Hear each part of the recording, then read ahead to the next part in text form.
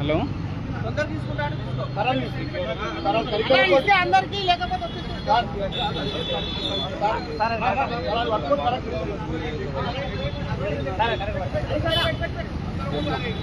అయ్యంగార్ భవనం నిలబడు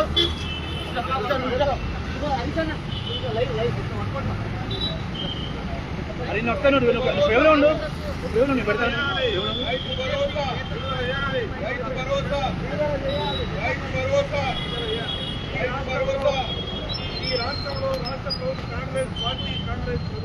బాగా లైవ్ ఇంకా చెప్తా మళ్ళీ అక్కడ అంగీరా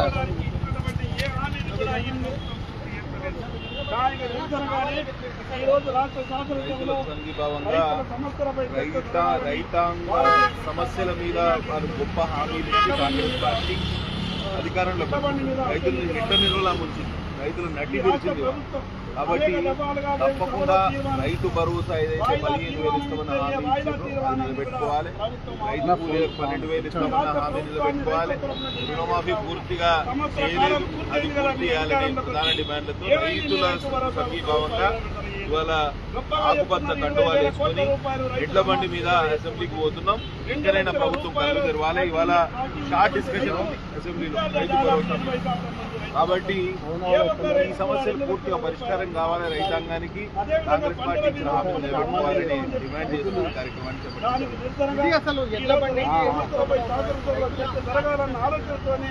ప్రభుత్వాన్ని డిమాండ్ చేయాలన్న ఆలోచనతో ఎడ్ల బండి మీద బయలుదేరడం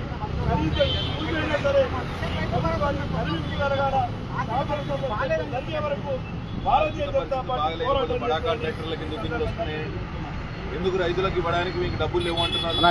కాబట్టి దీన్ని పూర్తిగా ఇష్టంగా ఉంది. తప్పకుండా కాంగ్రెస్ పార్టీ 6 హామీలు నిలబెట్టుకునే వరకు మేము మా పోరాటం ఆగదు.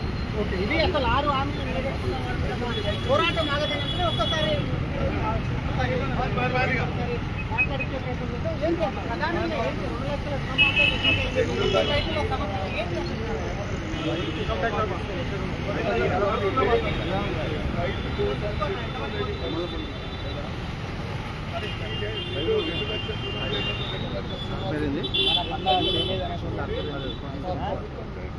రాగానే 2 లక్షల రుణమాఫీ చేస్తుంది.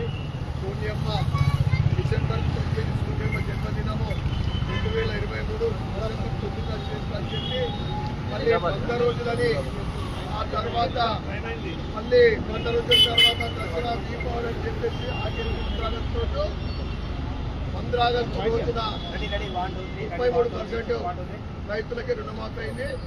రైతు రుణమాఫీతో పాటు రైతు భరోసా తీసుకుంటుంది.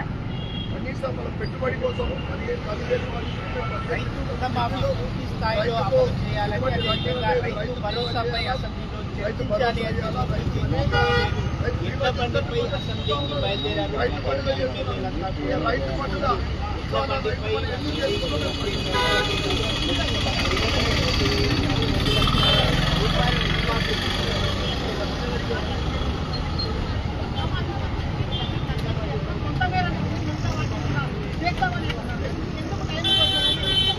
ఈ రాష్ట్రంలో ప్రభుత్వం 1 సంవత్సర కాలం పాటు పూర్తయింది. రైతు భరోసా విడుదల చేయడంలో 1 సంవత్సరం కాంగ్రెస్ ప్రభుత్వం 100 రోజుల్లో అమలు చేస్తామని చెప్పారు. రైతులకు సంఘీభావంగా ఇవాళ ఎడ్ల బండి మీద పోయి పచ్చకండువాలు వేసుకొని కాంగ్రెస్ ప్రభుత్వం కళ్ళు తెప్పించే ప్రయత్నం చేస్తున్నాం.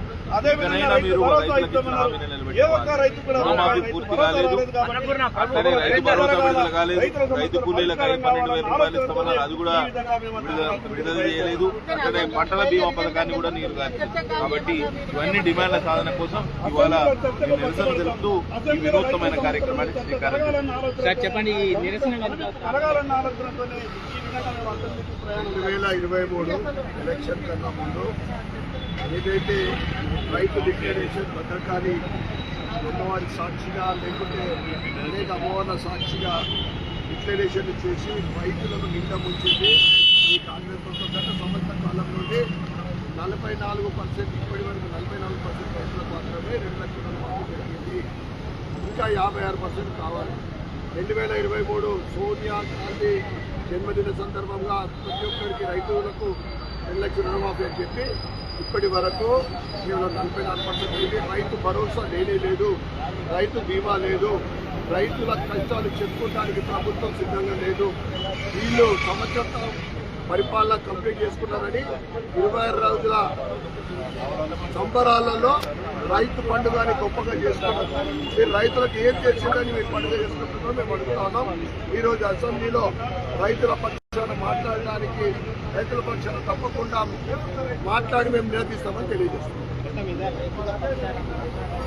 శుద్ధ అబద్ధం. 30% మంది రైతులకు మాత్రమే రుణమాఫీ జరిగింది. రైతు భరోసా అమలు చేయలేదు. రైతు కూలీలకు 12,000 రూపాయలు ఇవ్వలేదు. కాబట్టి రైతుల సంఘీ భాగంగా ఈ కార్యక్రమం ఏ విధంగా ఉండబోతుంది? ఇప్పటికే మీరు ధర్నా చేశారు.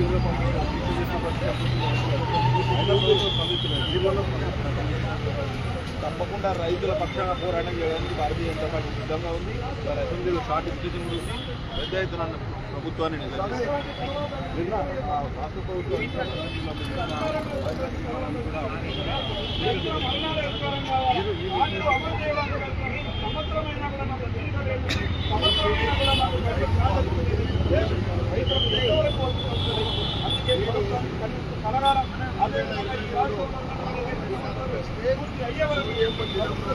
జన్మదిన రోజున మేము ఏకకాలంలో ఎటువంటి షరతులు లేకుండా 42,000 రైతుల రుణమాఫీ చేసి ఇప్పటికి కేవలం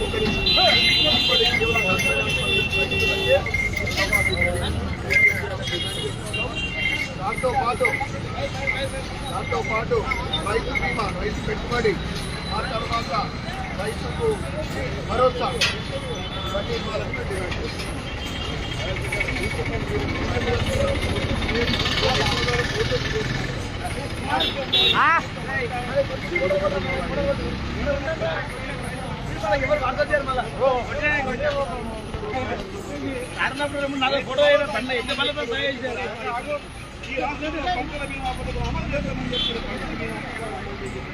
అధికారంలోకి రావడానికి మాత్రం ఎమ్మెల్యేలుగా చెప్పినటువంటి మంత్రుల రోజు మీకు అధికారం కావాలి. కానీ రైతులకు ఇచ్చినటువంటి హామీలు నెరవేర్చడానికి సంవత్సరం కాలం పూర్తయినా కూడా ఇంకా సమయం కావాలి. కాబట్టి ఈ ప్రభుత్వానికి కలగాల అమలు రైతులకు కలగాలన్న ఆలోచనతోనే ఈరోజు ఎంతమందిపై అర్థం మీకు బయలుదేరారు.